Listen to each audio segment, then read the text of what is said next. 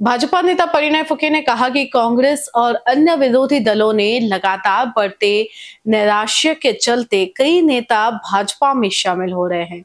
उन्होंने भोंडकर और नाना पटोले की सहकार क्षेत्र की राजनीति पर भी निशाना साधा और कहा कि भाजपा ने सहकार क्षेत्र पर ध्यान केंद्रित कर चुनाव लड़ना शुरू किया है, जिससे कुछ लोगों को तकलीफ हो रही है।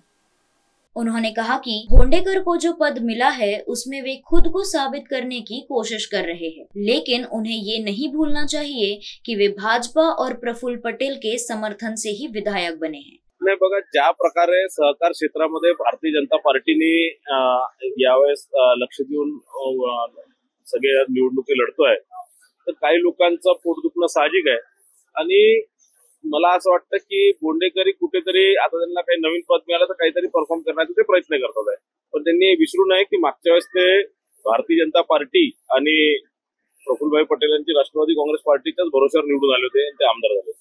भंडारा जिले में भाजपा में हो रहे पक्ष प्रवेश पर फूके ने कहा कि जो भाजपा से निकाले गए वे शिवसेना में गए हैं और हर किसी को अपनी पसंद के दल में जाने का अधिकार है। नाही बघा, असं आहे की ज्या ज्या लोकांना जिथे जिथे जायचं आहे ते त्या त्या पक्षात काम करू शकतात आणि निश्चितच भारतीय जनता पार्टीमध्ये अनेक लोकांचा प्रवेश सुरू आहे। काही लोकांना आम्ही निष्कासित केले होते, ते लोकांनी शिवसेनेत प्रवेश केला।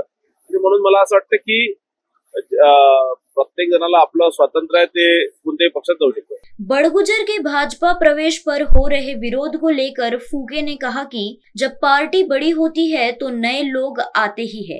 नाही, मी आपल्याला आधी सांगितलं की मोठ्या पक्ष जसं जसं पक्ष मोठे होतात अनेक लोक नवीन लोक त्यात येतात आणि नवीन जुने मिळून एक पक्ष संघटना वाढवण्याचं काम करतात। माननीय मोदीजींना प्रभावित, माननीय फडणवीस साहेबांना प्रभावित अनेक लोक, अनेक नेते पक्ष सोडतात आणि कुठेतरी काँग्रेस किंवा इतर पक्षांमध्ये निराशा ज्या प्रमाणात मोठ्या प्रमाणात त्यांच्या नेतेकडे कुठे विजन नाही आहे, पुढे काय करायचं हे कुणाला ते दृष्टीने झालेलं आहे। म्हणून मला असं वाटतं की या प्रकारचं कोणी पक्षात आलं तर तिचं स्वागतच केलं पाहिजे, स्वागतच आहे। शिंदे गुट के विधायकों को निधि न मिलने के सवाल पर उन्होंने स्वीकार किया कि कई क्षेत्रों में अब तक निधि नहीं मिली, लेकिन इस वर्ष नए कामों के लिए निधि दी जाएगी। नाही बघा, असं आहे की सुरुवातीला काही निश्चितच आतापर्यंत अनेक लोक मतदारसंघात निधी दिली नाही, पण ते देणार आहे आणि अनेक मतदारसंघामध्ये कामही सुरू आहेत। जुनेही कामं जे प्रत्येक विधानसभेमध्ये मोठ्या प्रमाणात सुरू आहे आणि यावर्षी नवीन कामांना निधी मिळणार आहे।